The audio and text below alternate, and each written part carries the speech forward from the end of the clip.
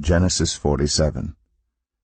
Joseph went and told Pharaoh, "My father and brothers, with their flocks and herds and everything they own, have come from the land of Canaan and are now in Goshen." He chose 5 of his brothers and presented them before Pharaoh.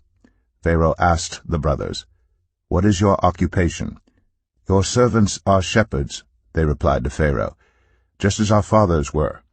They also said to him, "We have come to live here for a while, because the famine is severe in Canaan, and your servants' flocks have no pasture. So now, please let your servants settle in Goshen." Pharaoh said to Joseph, "Your father and your brothers have come to you, and the land of Egypt is before you. Settle your father and your brothers in the best part of the land. Let them live in Goshen, and if you know of any among them with special ability, put them in charge of my own livestock." Then Joseph brought his father Jacob in and presented him before Pharaoh. After Jacob blessed Pharaoh, Pharaoh asked him, "How old are you?" And Jacob said to Pharaoh, "The years of my pilgrimage are 130. My years have been few and difficult, and they do not equal the years of the pilgrimage of my fathers." Then Jacob blessed Pharaoh and went out from his presence.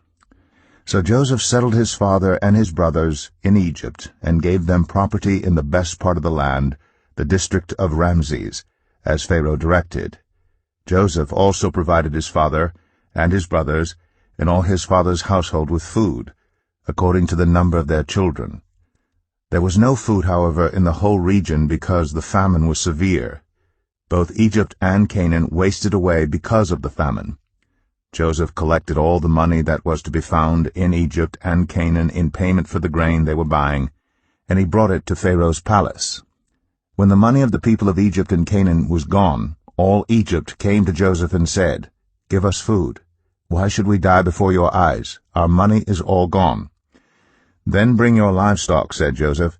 "I will sell you food in exchange for your livestock, since your money is gone." So they brought their livestock to Joseph, and he gave them food in exchange for their horses, their sheep and goats, their cattle and donkeys, and he brought them through that year with food in exchange for all their livestock.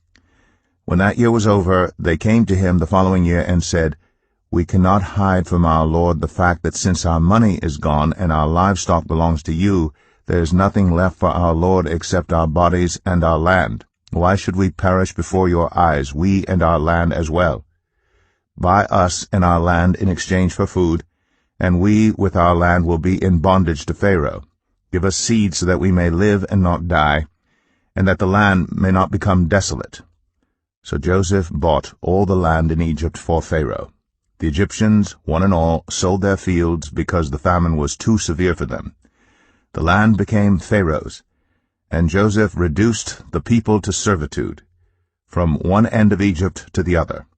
However, he did not buy the land of the priests, because they received a regular allotment from Pharaoh, and had food enough from the allotment Pharaoh gave them.